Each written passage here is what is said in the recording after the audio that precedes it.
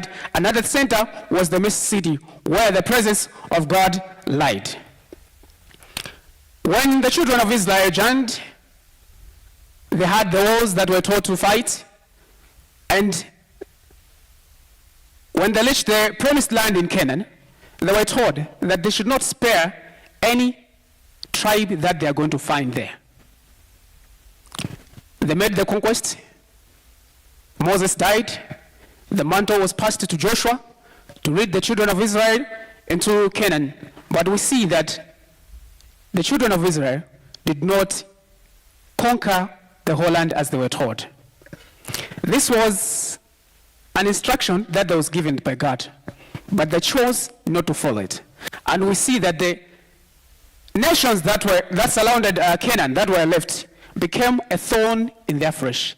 Even until today, we are witnessing the results of that disobedience. We are talking about the Israelites and Gaza fighting today. Gaza was a nation from where Samson got his wife Delilah. It is a nation where Samson had carried the gates that were at the entrance of this city and dumped them at the top of a mountain. This was the city. So as the children of Israel were living, we're taught that there was a war that had to take place. A war, as the Philistines always did, they had to come to fight with the Israelites a couple of times. Now, in 1 Samuel chapter 4, there's war that took place. And that war, the children of Israel lost. There had been no king in Israel. They were led by priests, and this time around, they were led by Samuel. This war was one of the worst that the children of Israel had fought. Due to disobedience of the children of Israel, they lost this war. And worse still, they lost the Ark of the Covenant of God. The Ark of the Covenant of God was taken by the Philistines. The Philistines were heathens. They were not people who believed in God. They were people who believed in carved images. They had their gods, several of them. A god had to do with the sunlight. A god that had to do with the harvest. A god that had to do with love. A god that had to do with whatsoever they wanted. But we learn the children of Israel had one God. May we read 1 Samuel chapter 4, starting with verse 1. 1 Samuel chapter 4, verse 1. And the word of Samuel came to all Israel. Now Israel went out against the Philistines to battle and pitched beside Ebenezer, and the Philistines pitched in Aphek. Verse 2. And the Philistines put themselves in array against Israel, and when they joined battle, Israel was smitten before the Philistines, and they slew of the army in the field about 4,000 men. Verse 3. And when the people were come into the camp, the elders of Israel said, Wherefore have the Lord smitten us today before the Philistines? Let us fetch the ark of the covenant of the Lord out of Shiloh unto us, that when it cometh among us, it may save us out of the hand of our enemies. So the people went to Shiloh, that they might bring from thence the ark of the covenant of the Lord of hosts, which dwelleth between the cherubims.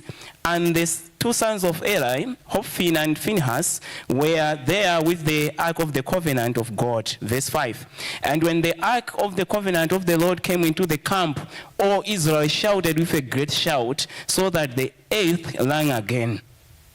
And when the Philistines... May you jump to verse 10? All right. And then when the verse 6, and when the Philistines heard the noise of the shout, they said, What meaneth the noise of this great shout in the camp of the Hebrews? And they understood that the ark of the Lord was come into the camp. And the Philistines were afraid, for they said, God is come into the camp. And they said, Woe unto us, for there have not been such a thing heretofore. Verse 10. Verse 10. And the Philistines fought, and Israel was smitten, and they fled every man into his tent. And there was a very great slaughter, for they fell of Israel 30,000 footmen. Verse 11. The children of Israel, due to disobedience, have faced a war, a fierce war that they had ever faced before, but due to disobedience, this time around, they lost. The Philistines killed about 30,000 men of Israel. And we hear the Ark of the Covenant was seized by the Philistines, and it was taken away to their land. God dwelled upon his people whom he had chosen, but this time around, the presence of God is being taken from the place where it was designated to be, and it was now with the heathens. Now the catchers of the Philistines, as I've said, they had many gods. When they had taken the covenant of God, they placed it in the house where they placed their god Dagon. They thought, our God is a mere god. But God says he's not a mere god. He's a God who doesn't share his glory with any god. There was no point that God would dwell together with Dagon. Let us hear what happened when the ark was placed in the house where Dagon lived. 1 Samuel chapter 5. 1 Samuel chapter 5, and we are on verse 1. Yes. And the Philistines took the ark of God and brought it in from Ebenezer unto Ashdod. And the Philistines took the ark of God, they brought it into the house of Dagon, and they set it by Dagon. And when they of Ashdod arose early on the morrow, behold, Dagon was fallen upon his face to the earth before the ark of the Lord. And they took Dagon and set him in his place again. And when they arose early in the morrow morning, behold, Dagon was fallen upon his face to the ground before the ark of the Lord. And the head of Dagon and both the palms of his hand were cut off from the threshold, only the stump of Dagon was left to him. Verse 5. Therefore neither the priest of Dagon nor any that come into Dagon's house trade into the threshold of Dagon in Ashdod until this day. Verse 6. But the hand of the Lord was heavy upon them of Ashdod, and he destroyed them and smote them with emeralds, even Ashdod and the coast thereof. And when the men of Ashdod saw that it was so, they said, the ark of God of Israel shall not abide with us, for his hand is sore upon us and upon Dagon our God. Thank you. The Philistines were not aware that they could not put the God of heaven together with their gods. The children of Israel knew that God does not share his glory with anybody. So we read and we hear what happened when the Ark of the Covenant, which represented the presence of God among the children of Israel, were placed in the house where Dagon had been. Dagon had fallen. We are doing the same thing today. We think we can mix truth and error and do the two things at once. But that cannot happen. Because Isaiah 42 verse 8 says the glory of God, he does not give it to another. If it is God that we have chosen to follow, let it be God. If you don't want to follow God, let it be the fallen gods that we would like to choose. We can't mix the things of God with the things of Satan. We better choose one. We cannot serve two masters. The other will be disobeyed. The other one will be adhered to. We can only follow one God. Due to time, I will just pass through. I'll be just mentioning the verses. Where it's necessary to read, we'll do so, but we should at least keep time.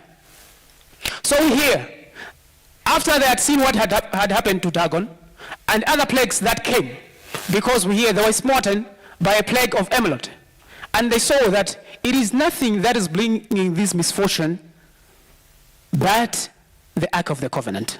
Let us take the Ark of the Covenant and bring it back to where it belongs. So they consulted their priests, the lords of Philistines, and all those that were important in their land. And they were told that you cannot keep the Ark of the Covenant. Let us bring it back from where we got it. And so they set the Ark of the Covenant into a cart that had never been used before. And they used cows that had never been yoked, but these were milking cows. They were feeding the calves.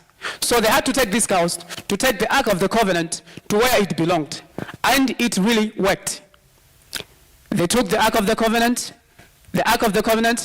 and the cows walked through the other nations, and it reached where it was supposed to reach. Now, the children of Israel had seen the covenant. There's some two cows that are pulling a cart, and in it, there is the covenant of God. Let us go and get it. And as per tradition, the Levites were the ones that were given the duty to carry the covenant of God. So they told the Levites to get the Ark of the Covenant, and they kept the Ark of the Covenant in a house of one called Abinadab. And Eleazar, his son, was the one that was given the duty to look after it. As we all know, nobody was given the duty to look after the Ark of the Covenant except the Levites. The Kohites were told to carry holy things, but they were not told to touch the Ark of the Covenant. So the Ark of the Covenant had tarried in the house of Abinadab for about 20 years. By this time, when the Ark of the Covenant had been seized, the children of Israel had no king. But we see 20 years later, the children of Israel now were seeing other nations being ruled by kings. So they chose that they should no longer be ruled by God, because their king was God. But they said, we would want a king that will be able to see with our eyes as the other nations do. So when you tell God something that you want to do, when he says no, but you seem to be adamant that you still want to have it, God will let you have it and see the results. So we see they had kings. The first king was Saul, and then Saul, due to his disobedience, the kingship was removed from his house, and it was given unto the house of Jesse, and his son David became the king. When David had reigned over Israel, he remembered that there's one thing that we are lacking. The presence of God is not among us. We have something that is away from us. We need to retrieve that, and it should be among us. And that was the Ark of the Covenant. So this is what David did. He took his men and said, let us go and fetch the Ark of the Covenant of God.